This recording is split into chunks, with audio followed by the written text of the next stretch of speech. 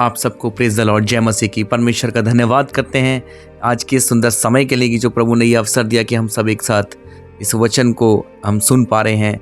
और आप सब लोगों का स्वागत करता हूँ लॉर्ड सिंग्स मिनिस्ट्री की ओर से। मैं ब्रदर विशाल, पास्टर विशाल, आपका स्वागत करता हूँ आप सभी का।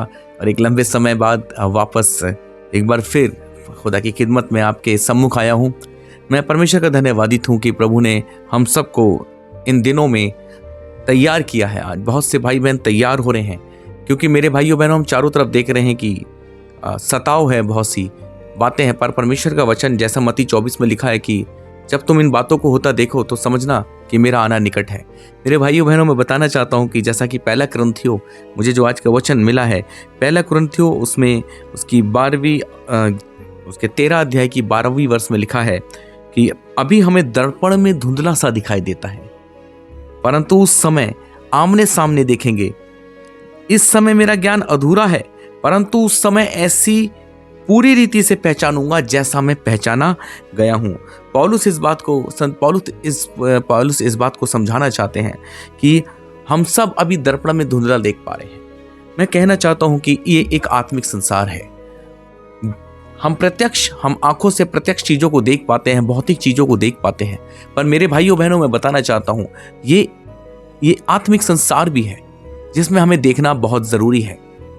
और इस वर्ष के अनुसार हम देख पा रहे हैं कि अभी हम दर्पण में धुंधला सा देख पा रहे हैं। अभी हम उन चीजों को धुंधला देख पा रहे हैं। अभी हम उन चीजों को सही रीति से समझ नहीं पा रहे हैं। पर परमेश्वर का वचन कहता है कि जब हम उस समय आमने सामने देखेंगे कि जब यीशु आएगा तब हम देख पाएंगे, तब हम आत्मिक आंखों से देख पाएंगे। अभी हम आत्मिक आंखों से नहीं देख पाते, पर इन दिनों हमें प्रार्थना करनी है और प्रभु से ये मांगना है, ये वरदान कि प्रभु हमें आत्मिक आंखें दे कि हम देख पाएं कि हमारे आत्मिक संसार में क्या चल रहा है। मेरे भाइयों बहनों मैं बताना चाहता हूं, सताव आएगा, पर सताव को सहने की सामर्थ मांगो, सताव को दूर रखने की सामर्थ नहीं।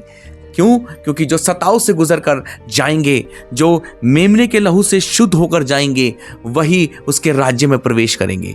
इसलिए अभी समय है कि हमें धुंधला ना देखते हुए प्रभु से आत्मिक आंखें मांगनी है। उस आत्मिक संसार में देखो जो चीजें आपसे लड़ने आती हैं, जिस रीति से हम शारीरिक रीति पर अपने विरोधी को अपनी ओर आते देखते हैं, उसी रीति से भी हम आत्मिक आंखों से उस विरोधी को अपनी ओर आते देखें जो आत्मा में हमें घात करने आता है।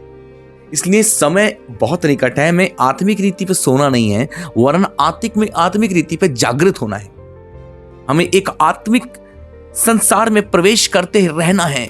एक आत्मिक संसार को समझना बहुत जरूरी है। और आत्मिक संसार को नहीं समझेंगे तो हम चोट खाएंगे, क्योंकि दुष्ट बार बार चोट पहुंचाता है। और ये वही विरोधी है जिसे हम आत्मिक संसार में नहीं देख पाते, और वो आत्मिक संसार में ही होते हुए भी वो हम पर घात करता है।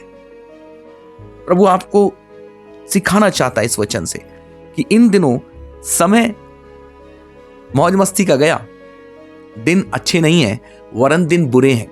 अगर दिन अच्छे होते तो हम आनंद से रह रहे होते, पर दिन बुरे हैं, सताव करीब है। जितना सताव होगा उतना प्रभु सामर्थ देगा, और जितना आप सताव को सहने की सामर्थ प्राप्त करेंगे उतना प्रभु के कामों को और गहराई से करते जाएंगे और आगे बढ़कर करते जाएंगे।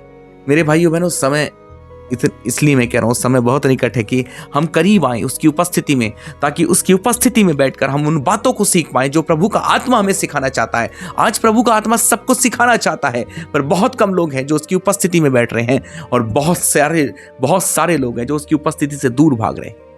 और जो दूर भाग रहे हैं वो इसका खामियाजा भी भुगत सकते हैं।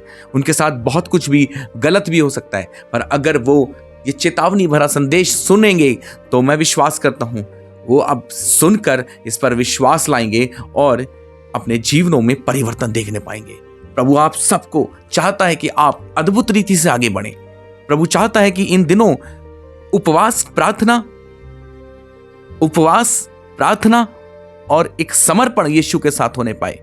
और इन सब से बढ़कर एक गंभीरता, यदि व्यक्ति गंभीर होगा तो मैं सच बता रहा हूं आपको, वो आत्मिक संसार में प्रवेश कर पाएगा। यानी कि वो दर्पण में धुंधला नहीं देखेगा, वरन आत्मिक रीति पर आत्मिक आंखों से देखने पाएगा कि उसके आसपास कितने शत्रु उसके लिए तलवार लेकर खड़े हैं। पर याद रखना, ये युद्ध आपका नहीं वरन परमेश्वर का है, यीशु मसीह का है। पर इस युद्ध को आप यीशु मसीह की सहायता से जीत सकते हैं, और उसकी सहायता से जीतने के लिए आपको उस बैटल ग्राउंड में घुटनों पर आना होगा, उस युद्ध के मैदान में घुटनों पर आना होगा, जहां से आप प्रार्थनाओं के बल पर अपने अपने युद्ध को जीत पाएंगे। प्रभु आप सबको आशीषित करे। मैं विश्वास करता हूं इस मैसेज को सुनने के बाद आपके उत्तर आएंगे, क्योंकि प्रभु आपको उत्तर देगा, क्योंकि प्रभु आपको इस मैसेज को सुनने के बाद आपको बताएगा कि आपको क्या करना है, और आप उसके बाद आप हमें कमेंट्स इसमें दे सकते हैं। आप इन बातों को अगर कोई समझ में ना आए आप पूछ सकते हैं, आप अपने क्वेश्चंस ला सकते हैं, आप अपनी जो भी चीज़ें आपके, यदि कोई डिप्रेशन में आप क्वेश्चन कर सकते हैं, आपको वचन के द्वारा सहायता मिलेगी। आप पूर्ण रीति से प्रभु में समर्पित रहें। प्रभु आप सबको आशीष करें। मैं विश्वास करता हूँ ये नया साल आपके जीवन में अद्भुत रीति से खुशियाँ, आत्मिक रीति पर उन्नति और आपको आत्मिक संसार को देखने की सामर्थ्य दे। प्रभु आप सबको आशीषित करें।